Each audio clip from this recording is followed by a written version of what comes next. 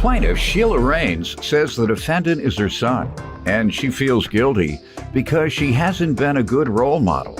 Sheila claims she was addicted to crack cocaine, and as a result, spent 2 years in prison.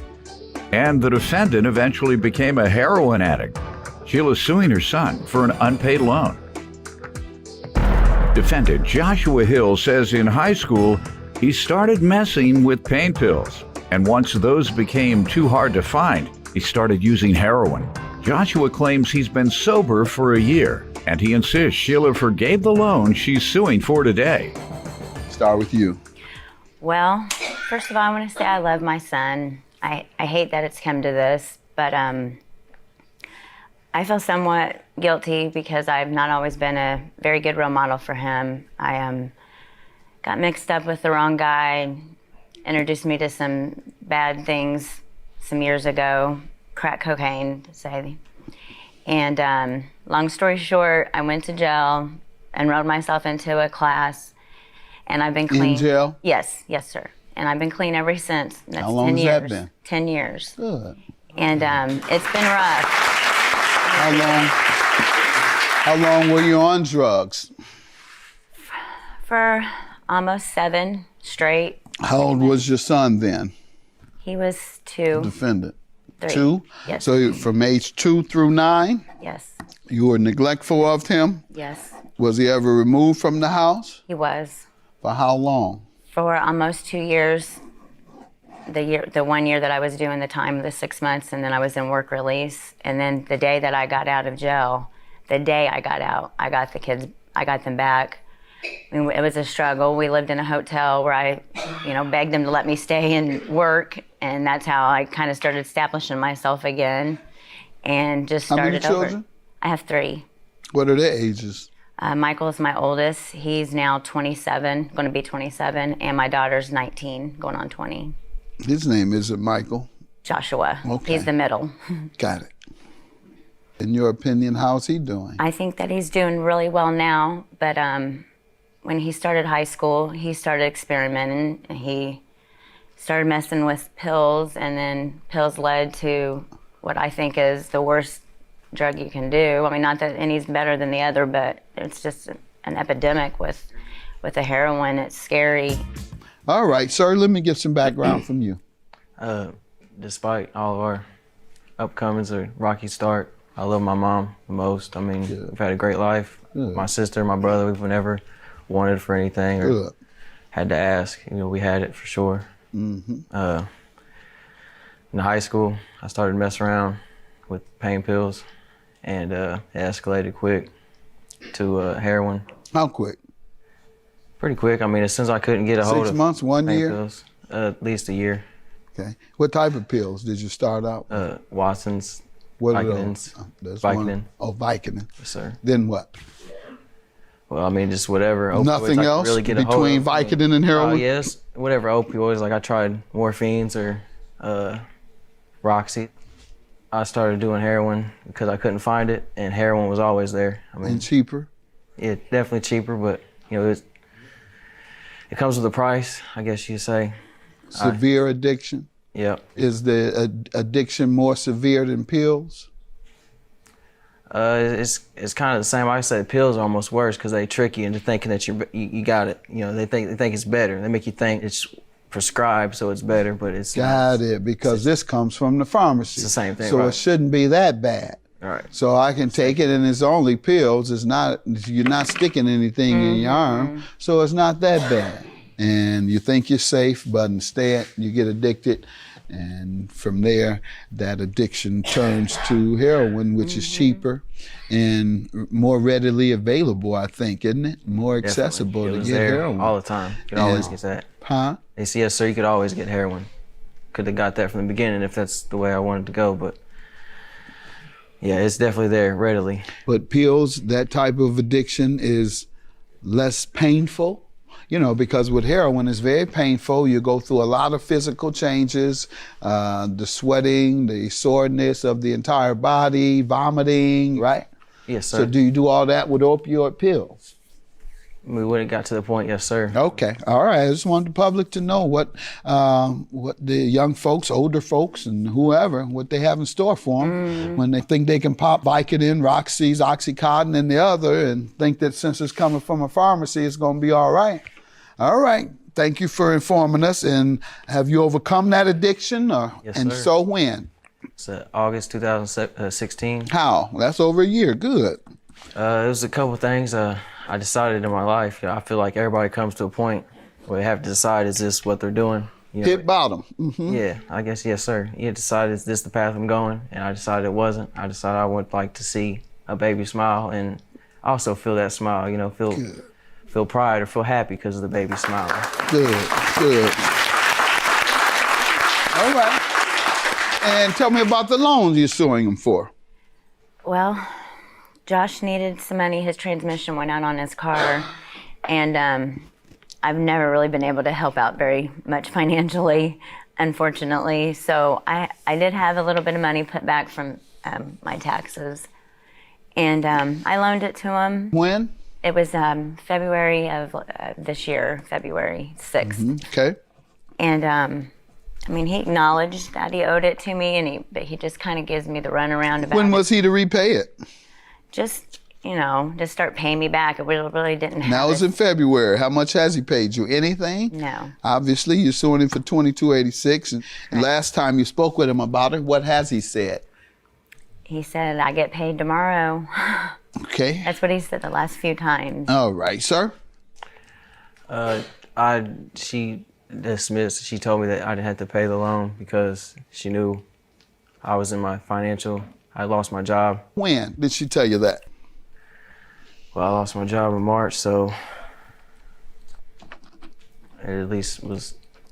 You would remember when somebody tell you don't owe it anymore. Right. When they go from 2,200 to zero, you remember that day. Go ahead, sir. You don't remember Around when May. she told you no longer have to pay? Around May, sir. Around May? Yes, sir. Ma'am, did you ever tell him that? No.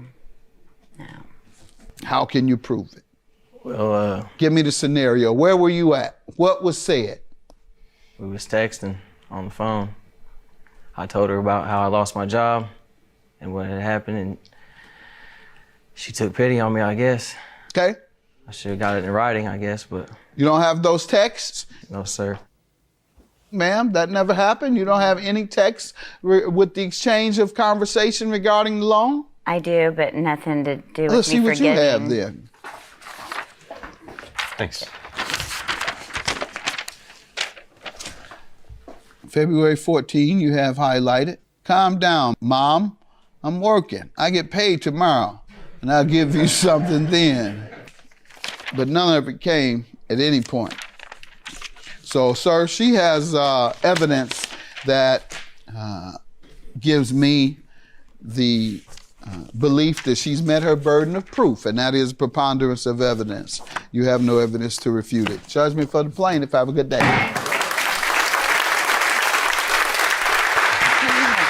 I love you, bro.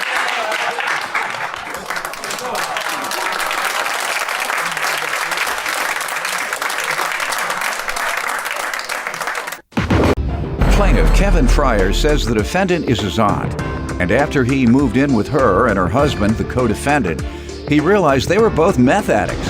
Kevin claims after the defendants kicked him out of their home, they withheld his property, so he's suing for the property and harassment. Defendants Melody Rose and her husband Dale Nottleman admit that they were addicted to meth, but insist they've been clean for 13 years, until Kevin moved in with them. Dale claims as a result of the stress Kevin brought into their home, they relapsed, but they believe Kevin was also using meth. They're countersuing for rent and slander. Start with you. Well, Your Honor, March of last year, I moved in with my aunt and her husband, Dale. And shortly thereafter, I discovered that they were meth addicts. And when I initially moved in, the agreement was that I would help out as much as I could around the house, which I did until I graduated from college. And then I would get a job, save up money. And in July, I graduated. I got some grant money back, and I proceeded to use that money to take care of their household, buy them cigarettes, myself cigarettes, household things. When the money ran out in November, that's when they started giving me a hard time, when I couldn't purchase things for the house, when I couldn't buy them drugs, and they decided that they were going to kick me out. December, they kicked me out. They Let me hear from them. You all want to give me some background before we get to the eviction he's alleging? Yes, we are recovering addicts. Okay, So, you're but in we did- recovery. yes, but he was How long have you been in recovery? fighting for 13 years now. And it's not easy, but we are in recovery, and How many times have you relapsed? 4 in 13 years. When is the most recent? A year ago, sir. With him, when he moved in, it was things that he brought into the house, and due to the stress, we did slide back. All right, And we said, okay, and then it came into like July, right after when he moved graduated. in, did you charge him rent? Did you? Yes, we told him it'd be $200 a month because he was in college, and he agreed to it because he was working part-time at the time. Okay. Then when he graduated, all of a sudden there was no job, and people started coming into the house, and he was always saying, oh, that's dude from school, that's dude from school.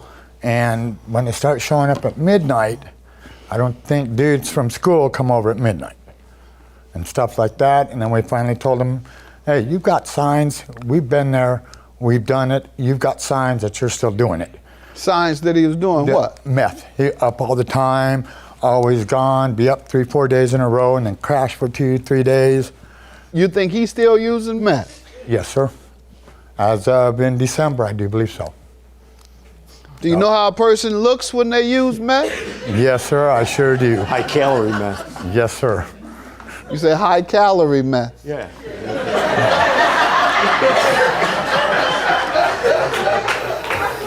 So, And he looks like he uses meth. yes, sir. Okay. That's just the Just getting your way it opinion. looks. I got it. Tell me about your property and tell me about the eviction. We'll see if it was illegal. We'll start there.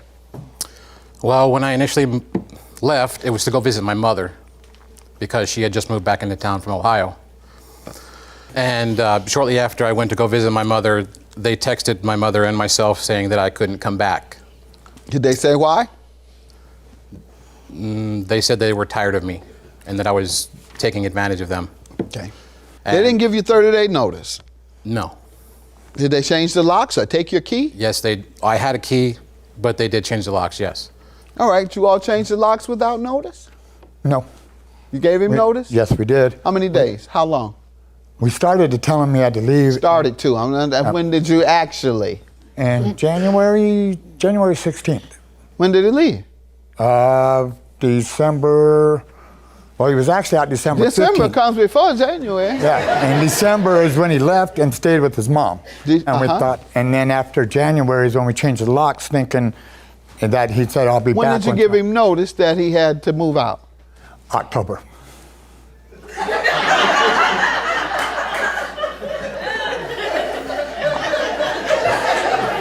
Didn't you just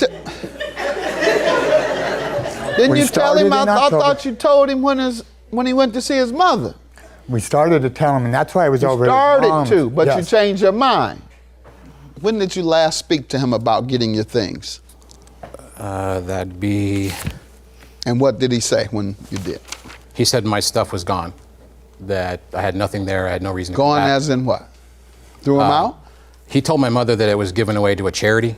That he gave him away to a charity? Correct. All right, and what's the value of the things you're suing for? That'd be a military cot. All right, give me your list. What do you all say happened to his things? I threw him in the trash Why? because he didn't come back and get him after talking with them from up until January 16th, and then we didn't hear nothing from him until February. Did you give him notice? Yes, You gave him 30-day notice? that he had to be out. No, back in throwing his things out. We're talking there now. I do believe on the phone conversation we said we would be getting rid of his stuff because he's not coming over. Do and you it'd been remember too when long. you told him that? No, sir, I can't. Okay. pick. And And remember you told me the last time you did speak with him was January 16th. Yes, sir. So you certainly didn't tell him between January 16th and February 15th, which would be 30 days. You didn't tell him within 30 days. There No, was you no said contact. that. We're clear on there that. was no contact. Yeah, right. It was a gym bag and an army cot. That you threw out? Yes, sir. All right. And he has that down here. Yes, sir. All right. So we're together on what you threw out. And what's the harassment for? Well, they called Child Protective Services on me because I turned them into housing. They were defrauded. Why'd you turn them into housing? Let's start there. Because they were holding my property. What did they allege you did? They said I was beating my child and using methamphetamines. Okay. And was there an inspection or Yes, sir. an investigation? I did a drug test, and they came out and talked to me, and that's as far as it went. Okay. Sir, ma'am, tell me about this. Tell me about the harassment claim. We never called Child Protective Services. Okay. We were thinking about it, but other things came up in life that had more important than he did. Okay. So You all happen to be thinking about it, and it happened. but someone else actually did it. Quite a few people Did actually. you tell anybody your thoughts? Maybe you shouldn't have. Not Did you that- say, on I'm that- thinking about calling Protective Services, and somebody else might have said, that's a good idea. I'll do it. In conversations, the situation was getting bad with him and his I kids. have text and other messages from him issues. saying he's going to call CPS on me. And I did said I will do that, but other things in life came up and we just Never. never Never to got that around to it. stuff. Not yet, nope. If No, we sir. have to, we'll bring CPS and you won't see Noel. You threaten to have his child taken. Yes. Because being a deadbeat dad to me, I'm sorry, I have major issues with that. Okay. How did he defame you and what rent does he owe you for? When he moved in March, he said he'd pay us $200 a month all the way through, and he was there all the way through December. He did give us $50 towards rent, cash, and that's rent, okay, and that was it. As far as the defamation, Kevin had posted stuff on Facebook about us being live and thieving drug addicts, meth addicts. And then And you're not. Nope. That's He told my kids that we were drug meth addicts. He's told my sisters. and And how recently have you been? a year ago was the last time we backslid, but And how long ago did he tell him? in January. I think we got the call in January. So he told him a few months late. Yes. A few months earlier, it would have been true. Yes. That we had backslid. So you're suing him because he failed to keep up with the time frame. Yes, sir. Yes, Your Honor. Because you're clean now. Yes, sir. Both of us. Why are you looking like this? Why are you looking like this is I ridiculous? have a video of her from December. You have a video of them doing what? Of her. How she acts when Let's she's see high. it.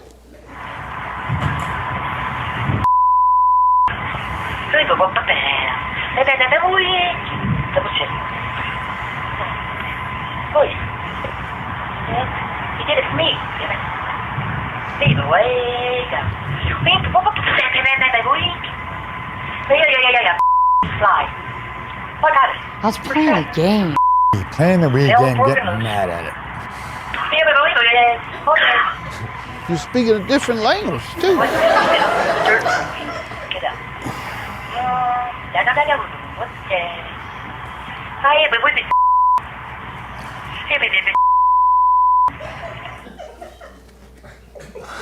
I was playing the Wii game. I can't hear what you were saying at all. All right. I'm going to stop the playing around. Sir, I'll grant you your property and the harassment. And secondly, are you willing to take a drug test? Yes, Yeah. sir. Yes, sir. All right, we're going to have you tested after that. And if you're found with drugs in your system, are you willing to go to drug rehab? Sure. Yes, sir. Slow about answering. Yeah, Yes. no. Today? I have to take care of business, but yeah. If you are, we're going to find treatment for you one way or the other, outpatient, inpatient, whatever you choose. And he didn't defame you because the defense of truth, I think, applies in this case. He had the right to allege that you were on drugs because it is true that you were on drugs within a few months of him alleging it by your own admission. So he's not going to keep up with the months that you are and the months that you're not. And so I'm going to deny your claim altogether because I can't trust what you're telling me. Judgment for the plaintiff, your claim is dismissed. I don't really have anything to say. They know what the truth is. They made it very clear to everyone. No, it wasn't the truth. And you know it, Kevin. It was exactly the truth. No, it Because wasn't. I was accused of calling CPS. When I get home, I will be calling them. Go ahead. I don't do anything. No. It's going to turn but I out just do like it have did last videos. time you called. Melody and Dale both took a drug test on May 17, 2015. Their results were negative. Plaintiff Ronald Johnson says the defendant was roommates with his high school friend, and their house was the party house. Ronald claims the defendant could not hold his liquor, and once he passed out while he was hitting on a girl. Ronald is suing because he claims the defendant stole $2,000 from him. Defendant Kaylin Clinkscale says he and Ronald were never close friends because Ronald uses any and every drug he can get his hands on. Kaylin insists he never took any money from Ronald. Start with you. I met Kaylin Clinkscale about 2015, I want to say, in the summer. He was roommates with one of my buddies from high school. Their house was always like the party house. He became like one of my real close buddies. We work out together, party together, get girls together, basic dude stuff. Where'd you all work? What type of work did you? I worked for a restaurant. I don't believe he was working. I think he was just going to school. Okay. Yeah. All right. How often did you all work out? We worked out like every week. I mean, every time I would stay at night, we'd get up in the morning and work out. How many hours? How many hours? Like cool hour and a half, maybe 2 hours. Okay. At a gym or something? Lifting Yeah, weights? there was a gym connected to the complex downstairs. So it was The reason I asked that, I never find all these hours to work out. I can't find hours, and I'm just amazed at all these young folks who have budding careers. They all got these big muscles. They spend a lot of time in the gym. Right. I'm like, where did they get all that time? When I was their age, I was pursuing my career and going up the ladder. And you go in and you say, where you work? I'm here. I work here. Curling. And maybe it's just jealousy too, though. I go by and I see all these guys, and I say, I work and I got a good job, and you don't. You got muscles, and I don't know. I just always wonder. Go ahead. Yeah, their house was a party house. We'd always meet up there on weekends to go out to, because they live right by Fullerton, downtown Fullerton. It's a spot in California where like everyone would go to the bars down there. But he was never really a big drinker. He was always like a big smoker. But when he did drink, he would be that guy to like sneak off like during and like try to hide his throw up, like go throw up in the corner and come back and like, oh, what's up, y'all? And then he like passed out a lot. Like he passed out in my car a few times. He actually passed out. He was talking to this girl one time. He was getting out of like all night. He was spitting game at her, and then all of a sudden I saw a dude pass out in the corner like before he could even seal deal. I was like, what happened, bro? But So why didn't you all try to intervene when you saw he was getting toward his limit, or whenever you see he's getting toward his you can limit? never tell with this dude. It's like black That and white. makes It's like, sense. what? Yeah, you want to fight and all that old craziness. I can't drink some more. Leave me alone. Got it. Sir, you give me some background. Well, I met Ronald about 3 years ago, back when I did live in Fullerton. I attended school and I played football there. Me and Ron did party together, but I wouldn't say we were the closest of friends just because of the amount of drug use and alcohol use. Ron is kind of the person that'll do whatever that's there. Whatever's there, I'm down.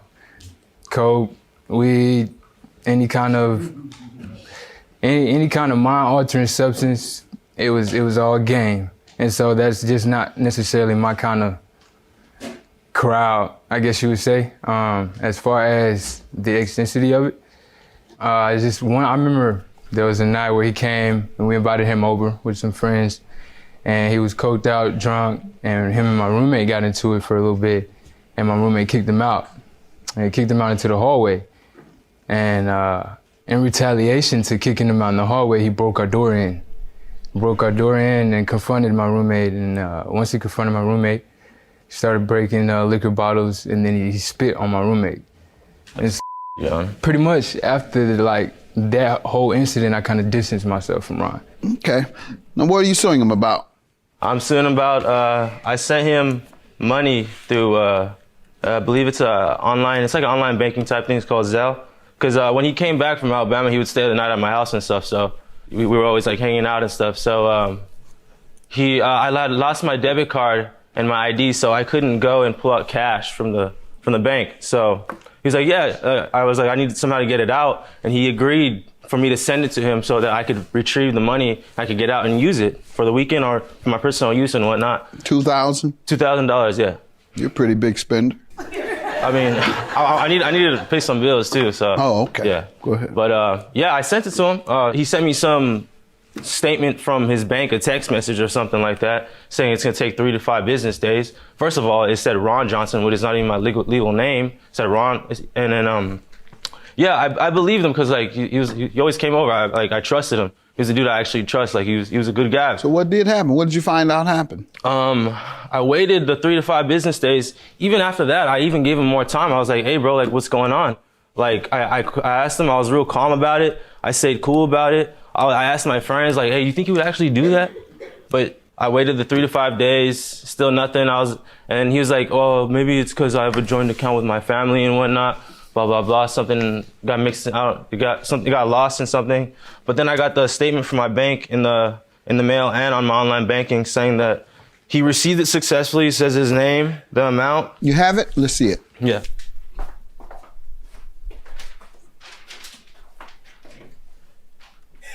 Sir, why don't you tell me about this?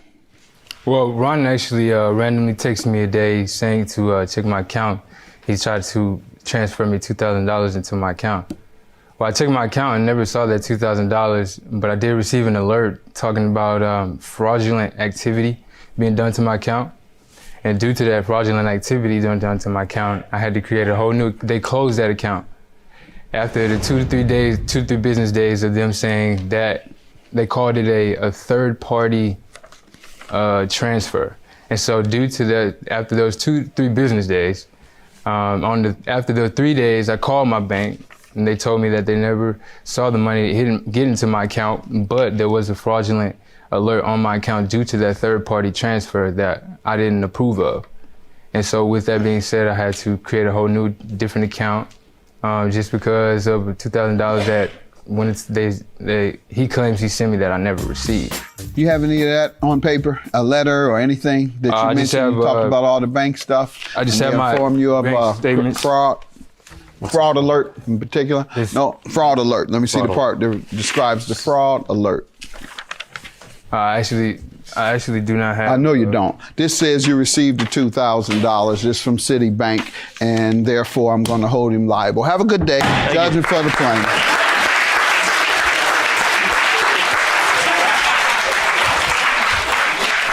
What are you thinking, man? Come on. What are you thinking? Like, come on now, man. Bro, why are you gonna go through all this just to yourself over? Come on, man. You gotta think a little bit. I was actually being nice about it too. Like, oh, maybe he needed some money. I'll help him out for a little bit. But it had to get to this point, man. Come on. Right. Come on. We both knew the whole time. Come on. Ron. Plaintiff Sebastian Homewood says the defendant is his brother, and he started using drugs when he was in the 4th grade. Sebastian claims drugs have caused the defendant to physically abuse him, their mother, and their little brother, and his addiction has destroyed their family. Sebastian's suing his brother for car damages and emotional distress. Defendant Benjamin Homewood says his parents' divorce is what destroyed their family, and he insists the only drug he uses is marijuana, which is legal where he lives. Benjamin is countersuing for emotional distress. Start with you. Life with my brother has been very, very hard. For the past couple of years, it has been getting a lot worse. Since we've been kids, it has been an ongoing problem with his drug abuse. It started in the 4th grade. It has destroyed my family. It has destroyed my...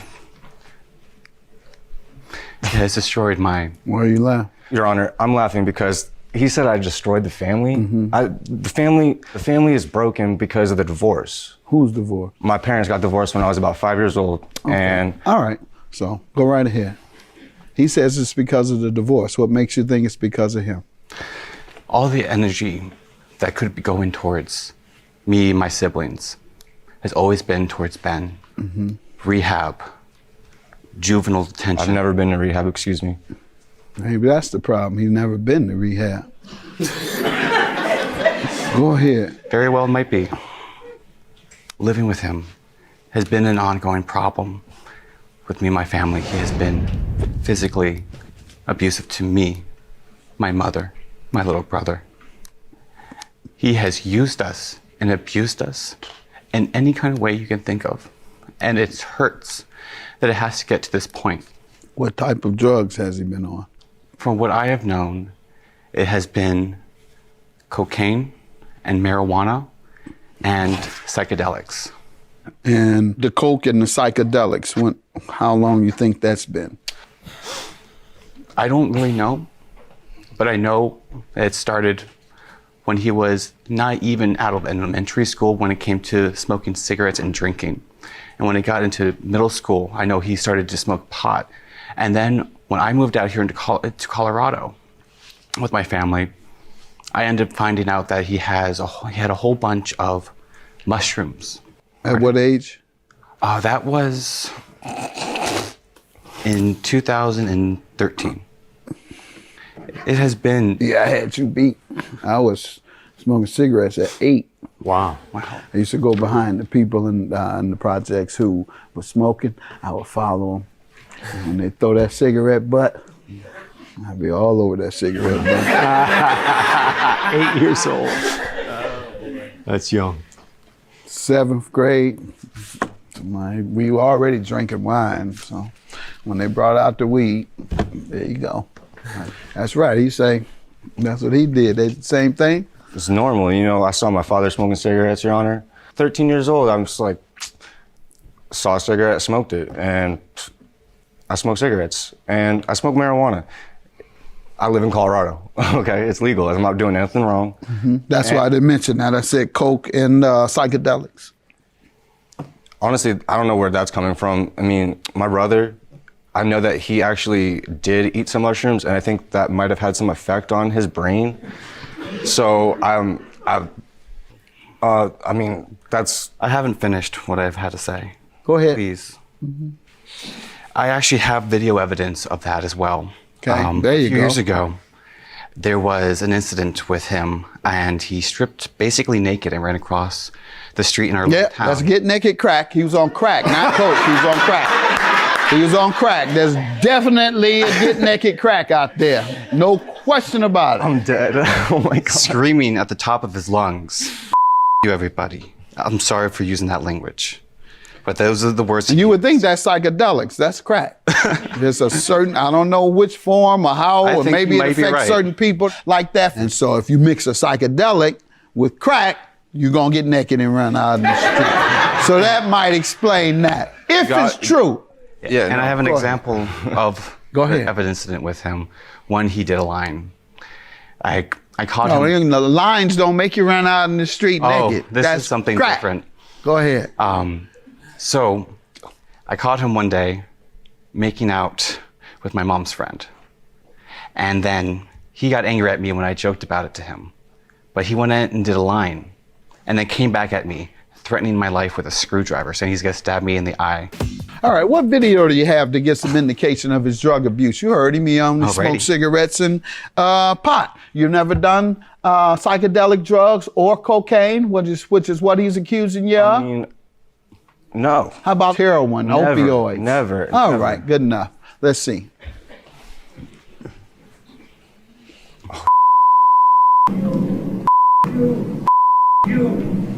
I'm surprised the cops haven't come.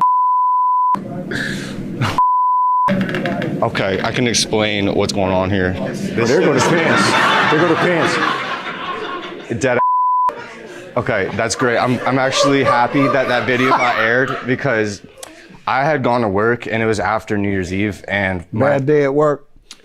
Pretty much, yeah, because my chef is a piece of work, and I quit, and somehow he seemed to see that video, but All right. God. That was my chef coat. You may be laughing. I took my chef coat off and It's funny. You may be laughing, but you know what? No, it's not funny. Is actually hurts. Sebastian came to my job. The after being unfortunate part, and I Yeah. gotta let him give his say, yes. is that your family isn't the only one. You have millions of families, no doubt, that share that story of one of the family members has really caused a burden and perhaps destruction in some form or another to family members because of their drug addiction. What disappoints me so much, they think it's funny. They think it's some type of game. I don't think it's funny, Your Honor. Even though, let me finish talking to him, I believe you're a drug addict. I do. I mean- just do. I believe you're a drug addict. I ain't gonna say it, but I You ain't smoke gonna marijuana. say what? I smoke marijuana. No, that's not what I believe you're addicted to narcotics right now. Not in the past, not in all you probably Gucci were in the gang, past. Gucci gang. I believe it right now. That's cool, man. By your posture, by your appearance, and by the things you are saying. Yeah, no. I believe it. So let me explain to you. Many have to raise the children of drug addicts. And they're out here having a good time, and if you say something to them, they act like you've done something to them. Millions of families are dealing with that, unfortunately. If he has children, then try and help them. But that's the best you can do, sir. And until he is ready to admit and get treatment, there's nothing you can do. There's absolutely nothing you can do. Pray for them and keep them away from you if they're causing Your Honor. destruction. All right, sir, what do you want to tell me?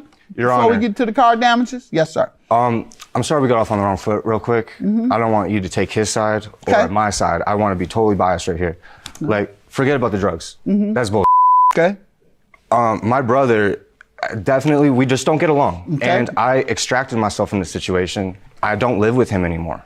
And I didn't want to I didn't want to move out of my mom's house. You see why I tell you you're still a dope fiend? Because you keep cursing over and over in my court. That's what dope fiends do. Their mind isn't working right, so they think they can come in front of a judge in their courtroom when they're being sued and talk you this and you that. Yeah, dope I'm very fiend, sorry, Your Honor. crackhead. Go ahead, sir. Tell me about these damages and emotional distress you're suing your crackhead brother for. Oh my goodness. Yes. So, on that day, I was having some issues with my own car, and I needed to go to AutoZone to get something. So I called my mother and asked her if I Ain't no could crack borrow. back there. Hey, looking, turning around, looking to see if somebody got some crack for him. He done got nervous and sweating over there. He need that hit. I ain't nervous at all. Go ahead, sir. Try to make a fool out of me. You'll I'm get not, made a Your fool Honor. out of yourself. Tell me what happened with the car and Yes. why do you think he owes? He had your car. Let me get my word in here, because honestly, Nope. No. He has to tell me what you did to his gonna car. flip. Go ahead. He didn't like that I needed to use my mom's car. And so on that day, he did a very all right, bad you thing. know what, dude? Quiet. I'm gonna He cut in right here because you kicked in stole my the car. car from me. You Quiet. bit the keys out of my Judgment hands. for the plaintiff for contempt of court. He wouldn't listen, and your claim is dismissed. Good luck to you. Have a good day. Judgment for you. I'm working towards so many great things in my life. I'm getting my mom, my girlfriend on the right track with me. I'm building a happy life together. I've started my own company, and I've been doing great things for me. I'm going back to school. And all I can do for him is pray that he finally decides to stop being a and get his life back to doing what he should be doing. I love my brother Sebastian. He's my brother, but he's not my friend right now, and we've never gotten along. He bit the keys out of my hand. He stole my mom's car from me, and lo and behold, we're here.